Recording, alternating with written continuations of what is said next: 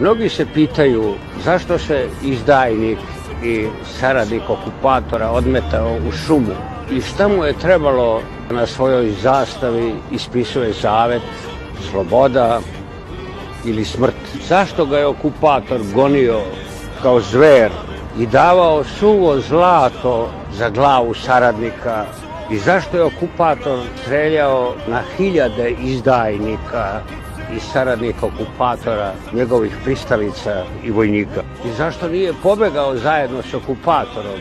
Zašto izdajnik i saradnik okupatora nije ostao u gradu, u toplom apartmanu, u kućnom ogrtaču i papučama i kao gospodin čovek sarađivao sa okupatorom, nego se 4 Božića potucao po pećinama, boreći se s ranama, ne silazeći ispod 1000 metara nadmorske visine slobodnih srpskih planina.